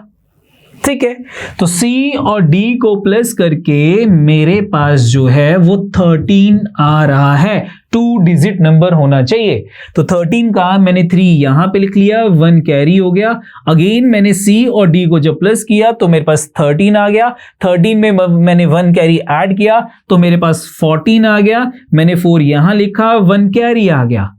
बिल्कुल ठीक है। What is the value of x? The value of x is 4। x की वैल्यू 4 आ गई, that is given in option D, तो बच्चे डी ऑप्शन हमारा आंसर आ गया। ठीक है, सिंपल क्वेश्चन था। नेक्स्ट देखते हैं, नेक्स्ट क्वेश्चन है हमारे पास, a tank has 3 pipes, pipe x, y and z attached. Pipe x and pipe z are pipe X and pipe Z alone can fill the tank completely in 4 hours and 8 hours respectively। ये pipe X का है, ये pipe Z का filling time दे रखा है। Pipe Y can empty the tank in 6 hours। ये हमें pipe Y का दे रखा है। Initially the tank is empty. The 3 pipes are open in the following sequence। In the first hour only pipe X is open। पहले hour में pipe X open है, और in the second hour pipe X and Y open. सेकेंड hour में X and Y open है। उसके बाद in the third hour only pipe Y open, third hour में पाइप Y ओपन है। And in the fourth hour pipe Y and Z are open, fourth hour में Y and Z pipe open है। उसके बाद hour open in the fifth hour only pipe Z open, fifth hour में pipe Z open है। This cycle of 5 hours is repeated, after how many hours will the tank is completely filled for the first time? ये बहुत important है, first time. ठीक है, now सबसे पहले मेरे पास 3 वैल्यूज हैं, 6 है, 4 है एंड 8 है। मैं तीनों का एलसीएम ले लेता हूं। तीनों का एलसीएम मेरे पास 24 आ गया, यानी कि मैं टोटल वर्क या कैपेसिटी ऑफ टैंक जो है वो 24 यूनिट्स लेट कर लेता हूं। That is the LCM of these 3 values. अब इनके 1 आवर वर्क निकाल लेते हैं। पाइप X का 1 आवर वर्क कितना हो जाएगा, 24/4 6 यूनिट आ जाएगा। पाइप Z का कितना हो जाएगा, 24/8 3 यूनिट हो जाएगा। और पाइप Y का 1 आवर वर्क कितना है, 24/6, ये मेरे पास 4 यूनिट आ जाएगा। ठीक है, तो इनके 5 आवर्स का आउटपुट निकालते हैं। सबसे पहले X की वैल्यू 1 आवर वर्क 6 है, यहां मैंने 6 पुट कर दिया। उसके बाद Y जो है वो आउटलेट है, एम्प्टी कर रहा है, यानी कि ये नेगेटिव वर्क कर रहा है। तो यहां पे X प्लस Y कितना हो जाएगा, 6 - 4 दैट इज 2 आ जाएगा। ये सेकेंड आवर का वर्क हो जाएगा। थर्ड आवर में -4 आ जाएगा। फोर्थ आवर में Y प्लस Z है, तो ये मेरे पास आ जाएगा -4 + 3, तो ये -1 हो जाएगा। फिफ्थ आवर में 3 Z का वर्क है, तो दैट इज 3 यूनिट्स। ये मेरे पास 5 आवर्स का वर्क आ गया। 6 + 2 8, 8 और 3 11, 11 - 5 = 6 यूनिट्स। यानी कि मेरे पास 5 आवर्स में 6 यूनिट फिल हो रहे हैं टैंक के अंदर। अब मैं ऑप्शन चेक करता हूं। ऑप्शन कह रही है 16 आवर्स, 20 आवर्स, कहते हैं 3.5 आवर्स, या the tank will never be filled. तो 3.5 आवर्स कह रहे हैं कि 3 घंटे। तो 3 घंटे में मेरे पास 6 + 2 8, 8 - 4 एंड आधा घंटा और लगा दो तो 4 यूनिट्स फिल होंगे। 24 यूनिट्स टैंक के अंदर फिल नहीं होंगे। It mean this is not the answer, ये आंसर नहीं हो सकता। Now the answer is either 16 और 20। तो हम यहां पे 16 आवर्स की जगह पहले 15 आवर्स का टाइम कैलकुलेट कर, 15 आवर्स का वर्क कैलकुलेट करते हैं। तो मेरे पास 5 आवर्स में कितना फिल हो रहा है टैंक, 6 यूनिट्स। नेक्स्ट 5 आवर्स में 6 यूनिट्स। नेक्स्ट 5 आवर्स में अगेन 6 यूनिट्स। तो टोटल कितने यूनिट्स फिल हो गए टैंक के अंदर, 6 + 6 + 6 यानी कि 18 यूनिट्स टैंक के अंदर फिल हो गए। कितने आवर्स में, ये मेरे पास थे 5, 10, 15 आवर्स में। तो अगर मैं इसमें 1 आवर और ऐड कर लेता हूं तो 1 आवर अब किसकी टर्न है, X की टर्न है। तो X कितना वाटर और फिल कर देगी नेक्स्ट 1 आवर में, दैट इज 6 यूनिट। तो 18 + 6 = 24 यूनिट्स हमारा टैंक फिल हो जाएगा फर्स्ट टाइम। ठीक है, never, tank will never be filled, ये ऑप्शन नहीं हो सकती थी। मेरा आंसर 20 या उससे बिफोर होगा, तो मेरा आंसर 16 आवर में ही आ गया। तो A option is the answer. ठीक है बच्चे, नेक्स्ट देखते हैं। नेक्स्ट क्वेश्चन है, सुनील, परम and Vikas drive eight 20 km/h, 50 km/h and 80 km/h respectively. Sunil start from point A for point B. Param start from point A 2 hours after Sunil start, and Vikas leave some time after Param from point A. Both Param and Vikas overtake Sunil at the same time, at the same instant. How many hours after Sunil does Vikas leave point A? चलो ठीक है, अगर मैं कहता हूं कि ये हमारा पॉइंट A है और ये पॉइंट B है, यहां से सबसे पहले कौन वॉक करना शुरू कर रहा है, कौन चलना स्टार्ट कर रहा है, सुनील। और सुनील की जो स्पीड है दैट इज 20 km/h। और इसके बाद आफ्टर 2 hours यहां से परम चलना शुरू कर रहा है। परम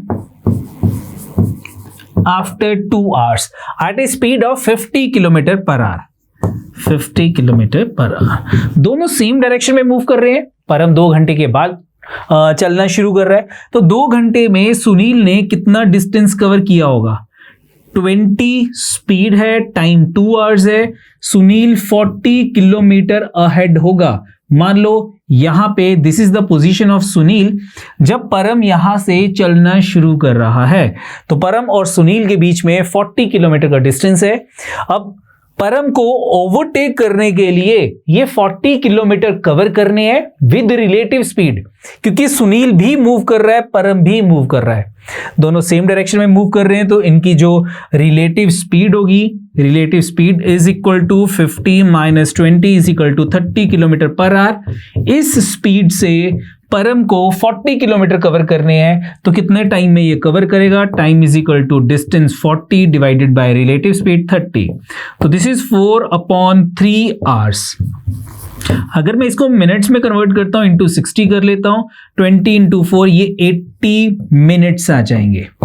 यानी कि जिस टाइम पे परम ने क्या कहते हैं इसको, सुनील को ओवरटेक किया, परम ने सुनील को 80 मिनट्स में ओवरटेक कर लिया, ठीक है, यानी कि ये 2 आवर्स। सुनील के स्टार्ट करने के बाद परम 2 घंटे के बाद चलना शुरू कर रहा है, और परम ने जब चलना शुरू किया तो आफ्टर 80 मिनट्स उसने क्या कहते हैं इसको वो कर लिया, क्या कहते हैं ये ओवरटेक कर लिया। अब बात करते हैं इसकी, क्या कहते हैं ये जो थर्ड पर्सन कौन था हमारे पास? विकास। विकास की स्पीड क्या है? The speed of Vikas is 80 kilometre per hour. Vikas की स्पीड हमें 80 किलोमीटर पर आवर दे रखी थी ये, ठीक है। अब 80 किलोमीटर पर आवर विकास की स्पीड है, यहां पे मेरे पास जो परम की स्पीड है वो आ गई 50 किलोमीटर पर आवर, परम की जो टाइम है वो आ गया मेरे पास 80 मिनट्स, दैट इज 4/3 आवर्स। तो परम ने कितना डिस्टेंस कवर किया होगा? The distance covered by Param, distance of Param is equal to speed of Param into time taken by Param, that is 4/3. So this is equal to 200/3 kilometre. यानी कि A पॉइंट से 200/3 kilometre away जो परम है वो सुनील को ओवरटेक कर रहा है, ठीक है। तो विकास जो है वो भी सेम इंस्टेंट पे ही, जिस टाइम पे परम ने सुनील को ओवरटेक किया, सेम इंस्टेंट पे विकास ने भी सुनील को ओवरटेक किया। यानी कि जो डिस्टेंस कवर्ड बाय परम और विकास है वो दोनों सेम है। तो विकास का डिस्टेंस मेरे पास आगे बचे 200/3 किलोमीटर। विकास की जो स्पीड है वो 80 किलोमीटर पर आवर है। यहां से विकास का टाइम कैलकुलेट हो जाएगा। तो time taken by Vikas is equal to distance कितना है 200/3 और स्पीड कितनी है 80 किलोमीटर पर आवर। 0 से 0, 4, 5 का 4, 2 का 3/6 आवर्स आ गया। और इसको अगर मैं 5/6 आ गया। अगर मैं इसे मिनट्स में कन्वर्ट करता हूं तो into 60 this is equal to 50 minutes. यानी कि जो विकास है उसने ए पॉइंट से जब चलना शुरू किया तो आफ्टर 50 मिनट्स उसने क्या कहते हैं सुनील को ओवरटेक कर लिया आफ्टर 50 मिनट्स, ठीक है। और इसने 80 मिनट्स में ओवरटेक किया था। तो ये 50 मिनट्स है, ये 80 मिनट्स है, यानी कि परम के चलने के 30 मिनट्स के बाद आफ्टर 30 मिनट्स विकास ने चलना शुरू किया। बोलो ठीक है, क्योंकि विकास ने ये जो डिस्टेंस है, अगर वो मान लो इस पॉइंट पे तीनों मीट करते हैं, सुनील, परम एंड विकास, तो परम ने ये डिस्टेंस 50 मिनट में कवर किया और ये डिस्टेंस 80 मिनट्स में कवर किया और विकास ने ये डिस्टेंस 50 मिनट्स में कवर किया। तो इनके टाइम का डिफरेंस 30 मिनट्स था, यानी कि परम के चलने के आधे घंटे बाद विकास ने चलना शुरू किया। तो अब मुझे सुनील के परम के बीच में जो टाइम है वो 2 आवर्स का है, परम और विकास के बीच में जो टाइम है वो 30 मिनट्स का है। तो सुनील से विकास के बीच में टाइम कितना हो जाएगा 2 hour 30 minutes. And 2 hour 30 minutes को बच्चे मैं 2.5 आवर्स लिख सकता हूं। तो that is given in D option. तो बच्चे डी ऑप्शन हमारा आंसर आ गया। ठीक है, नेक्स्ट देखते हैं। Rekha made a New Year resolution to exercise. On January 1 at 7 a.m., she went for a jog from her home to the nearby park and back, returning at 7:32 a.m. वो 7 बजे park में जाती है और return वापस आती है 7:32 पे। On January 2 at 7 a.m. she went jogging to the park, but this time she walk back. ठीक है, ध्यान से देखना बच्चे क्या लिख रहा है वो कि 1 Jan को she went for a jog from her home to the nearby park and back, returning at 7:32। On January 2 at 7 a.m. she went jogging to the park, but this time she went back. She walked back. Consequently, she returned home at 7:40 a.m. First case में वो jogging करते हुए park में गई थी और jogging करते हुए वापस आई थी इन 32 मिनट्स। सेकेंड केस में 2 Jan को वो 7 o'clock गई थी और वापस रिटर्न कब आई थी 7:40 पे, लेकिन वो जॉगिंग करते हुए गई थी और रिटर्न वापसी में वो वॉकिंग करते हुए वापस आई थी, तो मैंने W लिख दिया। January 3 to she set out at 7 a.m. but this time she walked both ways। ठीक है, अब January 3 को वो both ways पार्क वॉक करके गई और वॉक करके ही वापस आई। At what time did she return home, assuming her jogging speed and her walking speed are fixed? उसकी jogging और walking speed दोनों fix है। तो according to the first equation मेरे पास jogging plus jogging दोनों वे अगर jogging है तो वो 32 मिनट ले रही है, और सेकंड केस में अगर वो जॉगिंग करके जाती है और वॉकिंग करके वापस आती है तो वो 40 मिनट्स में डिस्टेंस कवर करती है। बोलो ठीक है, तो यानी कि यहां पे अगर मैं jogging plus jogging 2 times jogging कर लेता हूं, 2 वे जॉगिंग दैट इज 32, यानी कि उसकी 1 वे जॉगिंग की जो टाइम टेकन है that is 16 minute.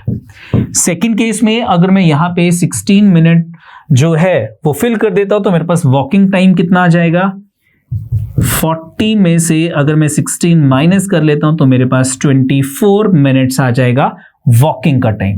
And in the third case अगर वो बोथ वे वॉकिंग करके जाती है बच्चे तो walking plus walking 24 plus 24 that is equal to 48 minutes, यानी कि उसको 48 मिनट्स लगेंगे होम घर से पार्क तक और पार्क से अगेन घर तक वॉकिंग करते हुए।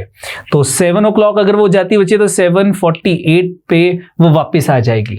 7:48 फर्स्ट ऑप्शन 7:41 और 7:45 के बीच में है, नो 53 और 57 no, 49 and 53 no, and D option 45 and 49 yes 7:48, तो that is D option is the answer. D option बच्चे हमारा आंसर है। ठीक है, नेक्स्ट देखते हैं। नेक्स्ट है डायरेक्शन है, डाटा इंटरप्रिटेशन का क्वेश्चन है। Direction for next 3 questions, read the graph given below and answer the questions and answer the question. The following graph represent percentage of graduated students placed from 3 engineering colleges X, Y and Z over the period of time. ठीक है, graduation placements दे रखी हैं, percentages है 2015, 16, 17, 18, 19, 20, 21, और ये जो bars हैं ये फर्स्ट बार x को रिप्रेजेंट कर रही है, सेकंड y को, थर्ड z को। ठीक है, क्वेश्चन देखते हैं। पहला क्वेश्चन है हमारे पास, what is the difference in average placement percentage of college x and y। तो कॉलेज x और y की एवरेज कैलकुलेट करके हम उसका डिफरेंस कैलकुलेट करेंगे, या फिर ऐसे करते हैं हर एक बार x और y का डिफरेंस कैलकुलेट करके हम एवरेज निकाल लेते हैं, एक ही बात है। तो मैं यहाँ डिफरेंस देखता हूँ कितना डिफरेंस है। मैं हर एक में y माइनस एक्स करता हूँ क्योंकि पहले बार में y की वैल्यू ज्यादा है, y माइनस एक्स। तो y की वैल्यू है 83, x की 68, ये मेरे पास आ जाएगा 78, 8 5 13, ये आ गया 15, पॉजिटिव 15 आ गया। सेकंड में कितना है 37 एंड 39, ये 2 आ गया, प्लस 2 हो गया। थर्ड में डिफरेंस कितना है? अब यहाँ x ज्यादा है, y कम है, हम नेगेटिव वैल्यू लिखते हैं। 79 में से 63 माइनस करते हैं, 7 9 16, ये मेरे पास -16 आ जाएगा। ठीक है, नेक्स्ट कितना हो जाएगा? 68 एंड 44, ये मेरे पास आ गया 24 आ गया। यहाँ भी y ज्यादा कम है तो -24 लिख लिया। नेक्स्ट में क्या आ जाएगा मेरे पास? नेक्स्ट है 76 एंड 48, तो 48 50 50 26 प्लस 2 28, ये भी -28 हो जाएगा। नेक्स्ट देखते हैं, अब यहाँ पे y ज्यादा, ये पॉजिटिव आ जाएगा। 77 में से 23 माइनस करते हैं, 4 5 54 आ गया, पॉजिटिव 54 आ गया। नेक्स्ट में कितना है? 65 एंड 38, 40 25 और 2 27, -27 आ गया, y कम था, ये आ गया। हम इनकी एवरेज निकालेंगे, डिवाइडेड बाय 7 कर लेते हैं, और 15 प्लस 2 17 में से 16 माइनस किया, 1 आ गया। और यहाँ पे 8 और 7 15, 55 में से 54 माइनस किया, ये -1 आ गया। तो +1 और -1 ये भी कैंसिल हो गए, मेरे पास रह गया 24 -24 अपॉन z। मुझे क्या माइनस करना था? x एंड y, x में से y माइनस करना था, हम y में से x कर रहे थे तो ये पॉजिटिव हो जाएगा अगर मैं x में से y माइनस करूंगा। तो 24 डिवाइड बाय 7, ये इनकी एवरेज का डिफरेंस आ जाएगा। तो कितना होता है? 24 अपॉन 7, 7 3 का 21। हमारा आंसर 3 से एंड होगा। आउट ऑफ 4 ऑप्शन एक ही ऑप्शन 3 से एंड हो रही है, दैट इज बी ऑप्शन। तो बच्चे बी ऑप्शन हमारा आंसर है। ठीक है, नेक्स्ट देखते हैं, नेक्स्ट क्वेश्चन। इन 2019, ये दे रखा है 2019, this 2019 colleges XYZ had 150, 250, 350 students graduating respectively. Then what is the total number of students that got placed? तो ये प्लेसमेंट ही दे रखी है। X कॉलेज की 76% प्लेस्ड है, 150 का 76% अपॉन में 100 आ गया। ठीक है, और Y कॉलेज का 48%, टोटल स्टूडेंट थे 250, 250 का 48%। चलो ठीक है। थर्ड 350 का हमारे पास आ जाएगा 64%, 350 इंटू 64%। सॉल्व करते हैं, आंसर आ जाएगा 52 का 53 का 2 से इसको कटिंग करते हैं, 38 आ गया। 38 इंटू 3 कितना हो गया? 3 8 24, 2 3 9 प्लस 2 11, 114 आ गया। सेकेंड ये मेरे पास आ गया 52 का 55 का 2 को कटिंग किया, 24 इंटू 5 120 आ गया। थर्ड 57 का 52 का 2 पे कटिंग की, 32 आ गया। मल्टीप्लाई करते हैं, 7 2 का 14, 4 1 कैरी, 7 3 21 प्लस 1 22 आ गया। प्लस करते हैं, 4 प्लस 4 8 हो गया, 2 4 1 5, 2 3 प्लस 1 4, 458 आ गया। 458 is given in B option, तो बच्चे बी ऑप्शन हमारा आंसर आ गया। नेक्स्ट देखते हैं, next question. If the college college Y had 200, 200, 300, 150, 300, 200, 250 students graduating in the year 2015 to 2021, 2015 to 2021. Then what is the total number of students unplaced from college Y in 7 years? चलो, ये placed की दे रखी है, मुझे unplaced की निकालनी है। तो सबसे पहली ईयर की जो वैल्यू है दैट इज 200। ठीक है, इसका कितना परसेंट प्लेस थे? 83। अनप्लेस्ड कितने रह गए? 17%। 17% कैलकुलेट कर लिया तो ये मेरे पास आ गया 34 आ गया। सेकेंड ईयर में टोटल था मेरे पास अगेन यहाँ पे 200 है, और जो परसेंटेज है प्लेसमेंट की वो हमारे पास है यहाँ पे 39।